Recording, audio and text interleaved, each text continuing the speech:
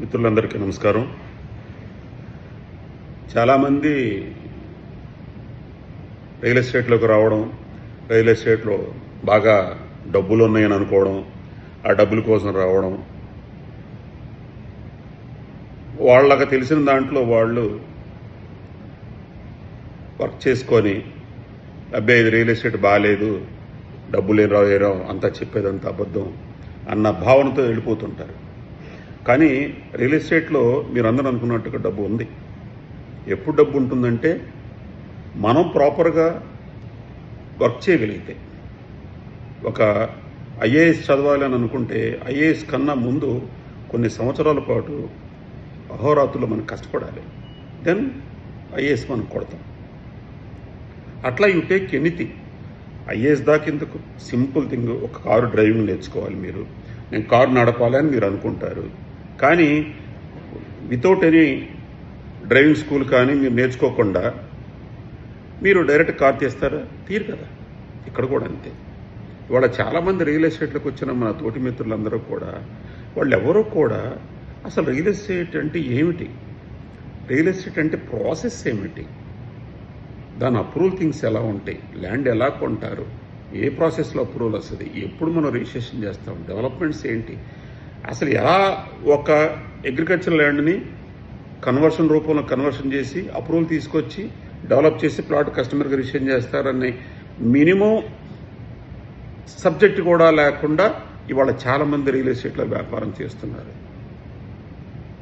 మరి వాళ్ళందరికీ కూడా డ్రైవింగ్ స్కూలు లేకుండా డ్రైవింగ్ వచ్చేస్తుందా? సబ్జెక్ట్ లేకుండా డబ్బులు వచ్చేస్తాయా? డబ్బులు రావు. ఫస్ట్ థింగ్ ఏంటంటే మనం కష్టపడటం ఒకటి, మనం నేర్చుకోవాలన్నీ కూడా. ఏమీ తెలుసుకోకుండా మనం రియల్ ఎస్టేట్లోకి వెళ్తే డ్రైవింగ్ రాకుండా కనుక డ్రైవింగ్ కారు తీసినట్టే ఉంటుంది, ప్రమాద పాలవుతాం. ఇది ఇంతే అనుకొని చెప్పని మనం బయటకు వచ్చేస్తాం. అందువలన ఫస్ట్ థింగ్ ఏంటంటే మనం సబ్జెక్ట్ ఉండాలి. కస్టమర్ దగ్గరికి మీరు ఎప్పుడు ఎలా వెళ్ళినా కస్టమర్ గారు ఏం అడిగినా సరే తడుముకోకుండా మీరు చెప్పగలగాలి. అప్పుడు ఎప్పుడైతే ప్రోడక్ట్ మీద సబ్జెక్ట్ మీద గ్రిప్ వస్తుందో దెన్ మీరు యుద్ధానికి వెళ్ళినట్టే. ఒక కస్టమర్ కాదు ఇంకొక కస్టమర్ గ్యారంటీగా సక్సెస్ వస్తుంది. రాకపోవటానికి ఇది మొదటి మెట్టు. ఇంకా మిగతా సబ్జెక్టులన్నీ కూడా ఉంటాయి. రియల్ ఎస్టేట్ సెక్టార్స్లో చాలా ఉంటాయి. జీవితకాలం ఎంత ఉన్నా సరే నేర్చుకునే దశలోనే ఉంటాం. మనం ఎంత నేర్చుకున్నా అగాధం లాంటి సబ్జెక్ట్ ఇది. కానీ బేసిక్ థింగ్స్ ఉన్నాయి. కస్టమర్ని ఐడెంటిఫై చేయడం ఒక్కటే ముఖ్య ఉద్దేశం కాదు. కస్టమర్ని ఐడెంటిఫై చేయాలి, వెంటనే కస్టమర్ దగ్గర కూర్చొని మనం కన్విన్స్ చేయగలగాలి. మనం మోస్ట్ ఆఫ్ పీపుల్ ఏం చేస్తారంటే కస్టమర్ దగ్గర అపాయింట్మెంట్ తీసుకుంటాం, పాప కష్టపడతాం, మనం బాగానే ఉంటుంది.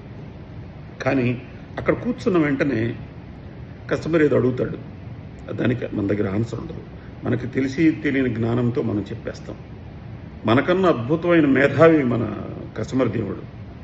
ఎప్పుడైతే మీరు చెప్పిన ఆన్సరు ఆయన వింటాడో అది 100% అది కన్ఫ్యూజన్ ఆన్సర్ నిన్న విషయం అతనికి అర్థమవుద్ది.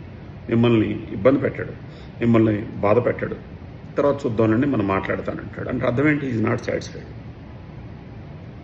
అప్పుడు మీరేం చేస్తారు? నాకు సబ్జెక్ట్ లేదు సార్, మా సీనియర్కి చేస్తానని చెప్పని మీరు ఇంకొకరి మీద ఆధారపడతారు. ఎంతకాలం ఇలా ఆధారపడతారు? సో ఫస్ట్ థింగ్ ఏంటంటే మనం నేర్చుకోవాల్సింది ఏంటంటే రియల్ ఎస్టేట్లోకి వచ్చిన తర్వాత అసలు ఎక్కడి నుంచి ప్రోడక్ట్ ఇది వస్తుంది, అగ్రికల్చర్ ల్యాండ్ నుంచి ఎలా వస్తుంది, ఆ సబ్జెక్ట్ మీద పెద్ద సబ్జెక్ట్ ఏం కాదు, హార్డ్లీ 24 hours కంప్లీట్గా దాని మీద కూర్చుని చెప్పగలిగితే ఈజీగా వచ్చేస్తుంది. ఫస్ట్ థింగ్ ఏంటంటే మన సబ్జెక్ట్ మీద దృష్టి పెట్టండి. గ్యారంటీగా ఇవాళ కాకపోతే రేపు రిజల్ట్స్ వచ్చేస్తుంది మనకి. All the best.